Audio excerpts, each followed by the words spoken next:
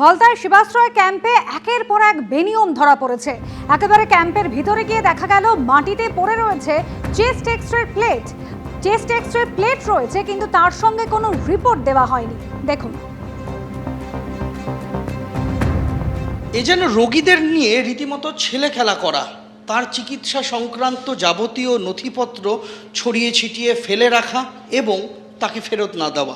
যেমন আমরা দেখতে পাচ্ছি যে এখানে সেবাশ্রয় 2 ক্যাম্পের ভেতরে কোনো রোগী বা রোগিনীর এইরকমই চেস্ট এক্স-রের রিপোর্ট পড়ে রয়েছে। আমরা যদি এটা দেখি, এখানে নাম রয়েছে মারুফা বিবি এবং এটা তৈরি করা হয়েছিল SSKM হাসপাতাল থেকে। তৈরি করা হয়েছিল 2024 সালের জুলাই মাসে, 19শে জুলাই। সেই রিপোর্ট, অর্থাৎ সেবাশ্রয় ক্যাম্প যখন হয় তার অনেক আগের রিপোর্ট, অর্থাৎ রোগীর নথি পড়ে রয়েছে এখানে। আরেকটা রিপোর্টের দিকে যদি আমরা তাকাই, এটাও SSKM হাসপাতাল থেকে করা হয়েছিল। এটাও এক রোগীর। এটা এখানে তারিখ রয়েছে 2021 সালের 20 জুলাই, অর্থাৎ তৈরি করা হয়েছিল আজ থেকে 5 বছর আগে। এই সমস্ত রিপোর্ট, রোগীদের নথি, সেগুলো পড়ে রয়েছে সেবাশ্রয় ক্যাম্পের ভেতরে জায়গায় জায়গায়। আচ্ছা, কিছুক্ষণ আগে আপনাদের সামনে কি রাখলাম, এই সেবাশ্রয় ক্যাম্পে রিপোর্ট রয়েছে। সেই রিপোর্টে না আছে চিকিৎসকের নাম, না আছে চিকিৎসকের সই, না আছে চিকিৎসকের রেজিস্ট্রেশন নাম্বার। উল্টো ছবিও ধরা পড়েছে। রিপোর্ট রয়েছে, সেখানে চিকিৎসকের নাম রয়েছে, রেজিস্ট্রেশন নাম্বার রয়েছে, স্ট্যাম্প রয়েছে, সই রয়েছে, কিন্তু সেই রিপোর্টে কোনো তথ্য নেই, একেবারে ফাঁকা।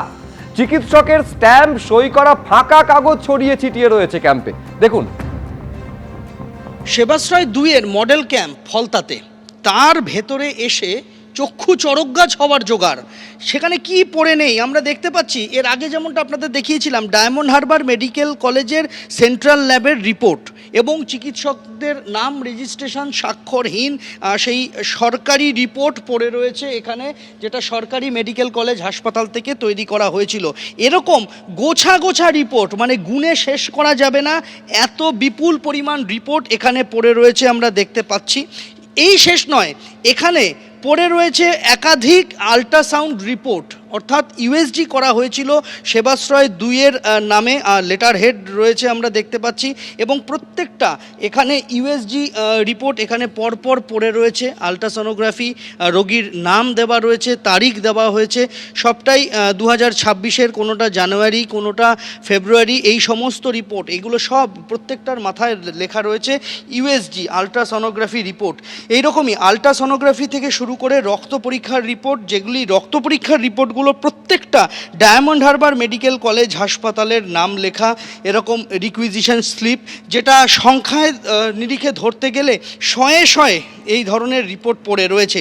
এবং তার মধ্যে থেকে আরেকটি জিনিস চাঞ্চল্যকর বললেও কম বলা হয়, এখানে একটা আমরা দেখতে পাচ্ছি যে একটা প্রেসক্রিপশন, ফাঁকা প্রেসক্রিপশন, এবং সম্ভবত এখানে রোগীর হৃদযন্ত্রের সমস্যা সংক্রান্ত তার নানান প্যারামিটার সেখানে লেখা হবে, সেরকম একটি রিপোর্ট, যেখানে নিচে চিকিৎসকের নাম, রেজিস্ট্রেশন নাম্বার রয়েছে। আমরা দেখতে পাচ্ছি যে এখানে চিকিৎসক অমিত কুমার মণ্ডল MBBS এবং তার যে অন্যান্য ডিগ্রি রয়েছে সেই সমস্ত কিছু লেখা রয়েছে।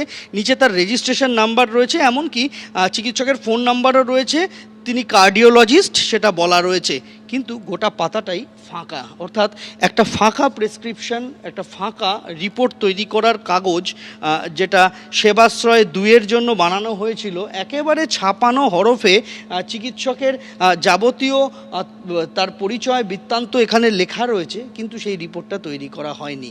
অর্থাৎ এরকমও হয়েছে যে ফাঁকা কাগজ রেখে দেওয়া হয়েছে এবং সেখানে চিকিৎসককে দিয়ে আগে থেকে স্ট্যাম্প সই করিয়ে নেওয়া হয়েছে, পরে সেই রিপোর্ট তৈরি হবে বলে রাখা রয়েছে। সেটাও কিন্তু একই রকমভাবে বেআইনি, এমনটাই বলছেন চিকিৎসকেরা। সেবাশ্রয় নিয়ে গতকালই পদক্ষেপ করার হুঁশিয়ারি দিয়েছেন মুখ্যমন্ত্রী শুভেন্দু অধিকারী। আরও জানিয়েছেন, রাজ্য পুলিশের CID STF দিয়ে তদন্ত এবং অভিযান চলছে। ক্যাম্পে যারা ক্ষতিগ্রস্ত হয়েছেন তাদের অভিযোগে FIR দায়ের করা হয়েছে, কাউকে ছাড়া হবে না। এক্সরে মেশিন সিজ করেছি আমরা, USG মেশিন সিজ করেছি আমরা, এক্সপায়ারি সমস্ত ওষুধ সিজ করেছি, এবং এই খাতে পূর্ব মেদিনীপুর জেলা শাসক এবং দক্ষিণ 24 পরগনা জেলা শাসক ডায়মন্ড হারবার এবং নন্দীগ্রামের সেবাশ্রয় প্রকল্পের মাধ্যমে সরকারি যে অর্থ ব্যয় হয়েছে, সরকারি যে ডাক্তারদের ডিউটিতে লাগানো হয়েছিল, সেগুলো আমরা করেছি। আমি মাননীয় সদস্য দেবাংশু পণ্ডা মহোদয় গতকাল যে অভিযোগ করেছিলেন, তার ভিত্তিতে আমি সবাকে এবং বাংলার জনগণকে আশ্বস্ত করতে চাই যে আমরা এই ব্যাপারে রাজ্য পুলিশের সিআইডি, এসটিএফ, দক্ষিণ চব্বিশ পরগনা জেলা পুলিশকে নিয়ে, তার সঙ্গে আমাদের মেডিকেল এক্সপার্টদের নিয়ে আমরা ব্যাপক অভিযান এবং ব্যাপক তদন্তের কাজ করছি। মানুষের জীবন নিয়ে যারা ক্ষতি করেছেন এবং এই ক্যাম্পে যারা ক্ষতিগ্রস্ত হয়েছেন, তাদের প্রত্যেকটি অভিযোগকে এফআইআর হিসেবে ট্রিট করা হয়েছে। এবিপি আনন্দ, এগিয়ে থাকে, এগিয়ে রাখে।